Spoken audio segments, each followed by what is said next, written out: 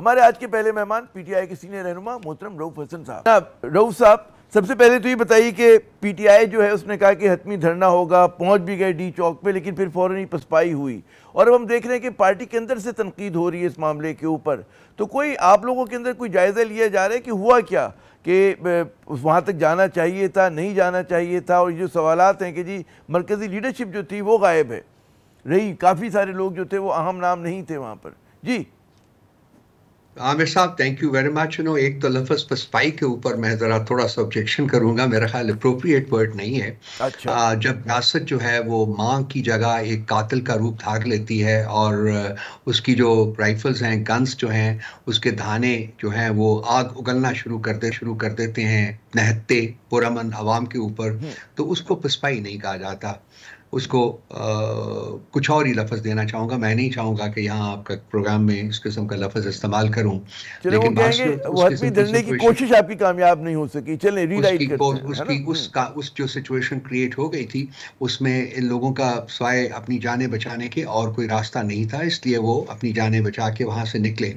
अब अगर जो सवाल असल में उठता है वो ये उठता है कि जी रियासत ने एक कातिल का रूप क्यों धारा और रियासत ने अपने ही अवाम के ऊपर अपनी अपनी बंदूकों के धाने क्यों खोले, और उसकी क्या वजह थी? क्या वो लोग किसी पुरतशद्दद कार्रवाई में एंगेज थे? क्या उन्होंने कोई पुरतशद्दद कार्रवाई की? क्या उन्होंने किसी रियासती कारिंदे के ऊपर हमला किया? क्या उसने कोई और ऐसा काम किया जो कि प्रोवोकेटिव हो? नहीं। तो एक अनआर्म्ड नहत्ते पुरअमन शहरियों के ऊपर रियासत का वार जो था, कातलाना वार, कोई इंतहाई खता कलामी है। करने दें। मुझे ये बताइए कि जो वजीर दाखिला हैं मोहसिन नकवी साहब, वो बार बार आके कह रहे हैं मीडिया के टॉक्स के अंदर कि जी गोली नहीं चलाई गई, और अगर कोई है, मतलब है कि लोग अगर जहाँ बहक हुए पीटीआई के, तो उनके हमें डिटेल्स दे दें, कवायद से आगाह कर दें। तो ये बात तो बिल्कुल हो रही है, और हम देख रहे हैं पीटीआई की तरफ से मुतदाद फिर नंबर्स आ रहे हैं। कोई आपका रहनुमा कुछ नंबर दे रहा है, कोई कुछ दे रहा है, तो ज़ाहिर है कि समाजी मीडिया की अलग फिर एक उसके ऊपर दावे हैं। तो इस चीज़ को मतलब है कि कोई कहते हैं ना कि बॉडीज़ कहाँ हैं, कहाँ पे वो लोग हैं, कुछ। जी मैं अर्ज करता हूँ आमिर साहब, हमारे पास इंफॉर्मेशन जो है वो स्पोरेडिक इंफॉर्मेशन आई है लोगों से जो ग्रास रूट्स के ऊपर हैं। उन्होंने जिसको गिरते हुए देखता है, फौत होते हुए देखा है, उसकी हमारे पास इंफॉर्मेशन मौजूद है, लेकिन हम उस इंफॉर्मेशन को रिलायबल नहीं समझते। इसलिए हमने 2 हॉस्पिटल्स में बॉडीज जाती हैं। आपको पता है, आप इस्लामाबाद को बड़ी अच्छी तरह जानते हैं, यहाँ एक पिम्स है और एक पॉली क्लिनिक है, ये गवर्नमेंट के हॉस्पिटल है, और यहाँ से हमने हमारी बहुत सारी टीम्स गई हैं इंफॉर्मेशन हासिल करने के लिए, लेकिन उन्हें कोई इंफॉर्मेशन नहीं दी जा रही। आपको पता है कि ओपीडी आउट पेशेंट जो डिपार्टमेंट होता है वहाँ रजिस्टर पड़ा होता है, वहाँ इनकमिंग पेशेंट्स और आउटगोइंग पेशेंट्स वेदर डेड और अलाइव उनको एंट्री की जाती है। वो ओपीडी रजिस्टर्स जो हैं वो भी गायब हैं। जो भी उन तक हमने मांगा कि वो उन तक हमारी रसाई मुमकिन बनाए, तो उन्होंने कहा जी कि वो हमारी कस्टडी में भी नहीं है, वो यहाँ से लिए जा चुके हुए हैं। इंस्ट्रक्शंस वहाँ के डॉक्टर्स को मिनिस्ट्री की तरफ से दी जा चुकी हुई हैं कि जी किसी किस्म की कोई इंफॉर्मेशन शेयर नहीं करनी। इन हालात में, इसी वजह से, इन वजूहात से, चूंकि हमारे पास अभी तक फाइनली कंफर्म डेटा और फिगर्स नहीं है, इसलिए हमने उनको पब्लिक नहीं किया। हम नहीं चाहते कि जो हमें बताया गया है लोगों की तरफ से इंफॉर्मेशन, उसकी बेसिस के ऊपर कोई नंबर जो है वो कम्युनिकेट करें। हम नंबर्स कम्युनिकेट करेंगे once we have a confirm data.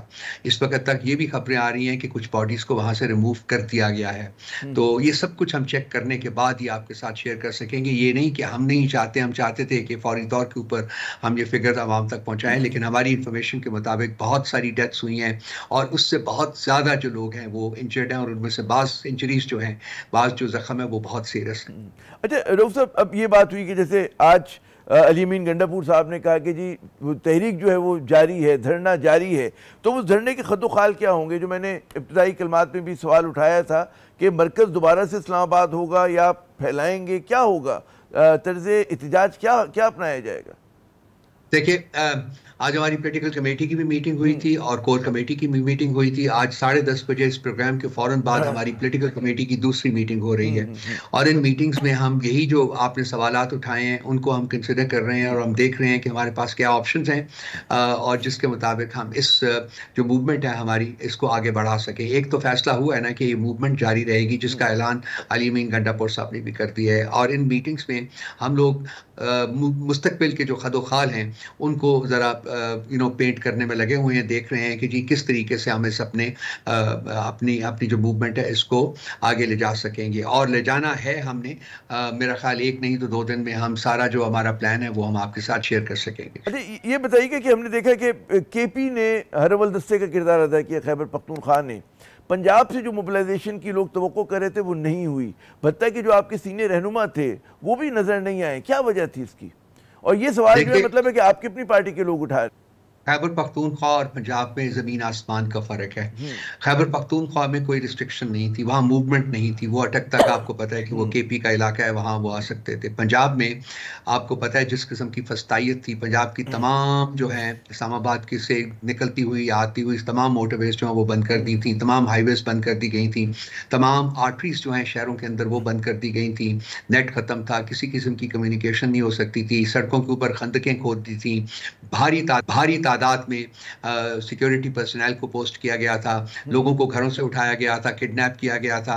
Lahore शहर को वर्चुअली पूरा मुल्क जो था वो लॉकडाउन में था, और रावी को बंद किया गया था, चनाब को बंद किया गया था, जेलम को बंद किया गया था। आप जाके देखे, आप पाकिस्तान के नया नाम उन्होंने कंटेनरिस्तान रखा हुआ है, हर तरफ आपको कंटेनर्स की बहार जो है वो नजर आ रही है। उन हालात में जो मुश्किलात थी उसकी वजह से जो आउटफ्लो ऑफ पीपल था वो कम था, वो थोड़ा था, लेकिन उसके बाद रात को बहुत से लोग निकले हैं वहां से, पहुंचे भी हैं यहाँ, और आज के दिन में हम उम्मीद कर रहे थे कि बहुत ज्यादा लोग और निकलेंगे।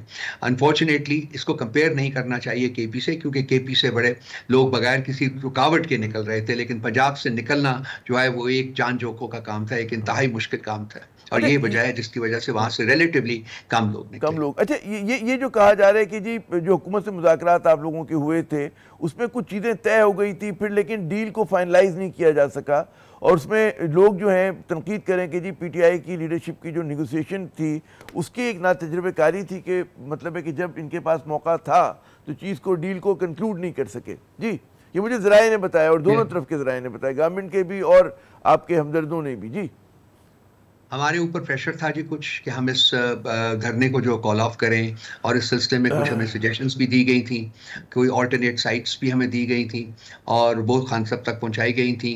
वो बातचीत आगे बढ़ी थी। एक विजिट जो गौर साहब का हुआ था उसमें बातचीत हुई थी, जिसमें कि बैरिस्टर साहब भी साथ थे, बातचीत हुई, लेकिन कोई कंक्लूसिव फैसला जो है वो नहीं हो सका था। इमरान खान साहब को रिहा करने का कोई उस पर बात हुई थी, कोई उसके ऊपर कोई गुफ्तगू हुई? देखिए, हमें एक ऑल्टरनेट साइट की भी ऑफर की गई थी, बल्कि 1 या 2 साइट्स थी, एक संजानी भी थी, लेकिन बाय एंड लार्ज पार्टी के लोगों का ख्याल था कि Sanjani is not an appropriate site, क्योंकि ये इस्लामाबाद से बहुत बाहर है और उसकी रेलेवेंस जो है हमारी मूवमेंट के साथ वो नहीं बनती थी।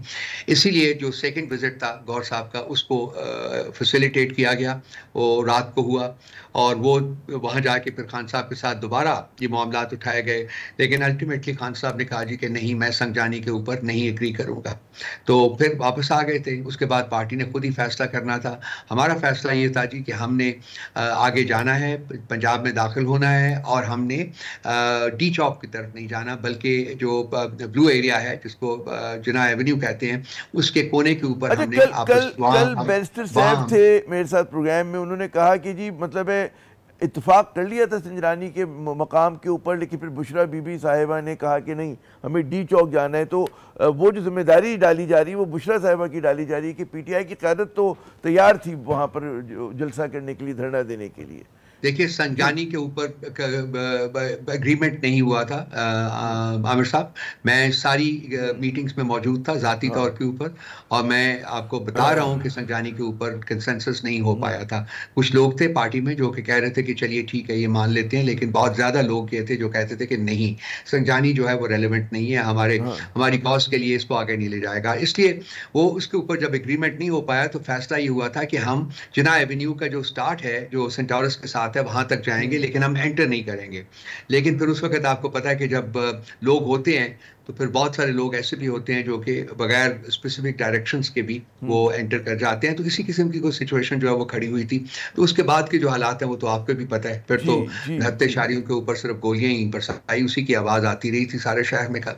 अच्छा, ये बताइए कि बुशरा बीबी साहिबा का जो किरदार है, अब वो क्या सुना ये जा रहा है कि जी वो पार्टी फैसलों पे वो हावी हैं, और उनकी बात जो है वो हरफ आखिर समझी जा रही है, जो भी आप लोगों की मीटिंग्स होती है, कहाँ तक दुरुस्त है ये बात जो आपके गैर सियासी उनका उनका उनका रोल है, उनका भी गैर सियासी रोल है, और बाकी बहनों का भी गैर सियासी रोल है। देखिए खान साहब बसा औकात कह चुके हैं कि जी मेरी फैमिली मेंबर्स में से कोई भी जो है वो पार्टी में उसका कोई सियासी रोल नहीं होगा, और वो उसके ऊपर कायम है। अब ये जो बुशरा बीबी हैं वो खान साहब की बेगम साहिबा भी होती हैं, इसी तरह से अलीमा बीबी और बाकी जो बहनें हैं वो खान साहब की बहनें भी हैं।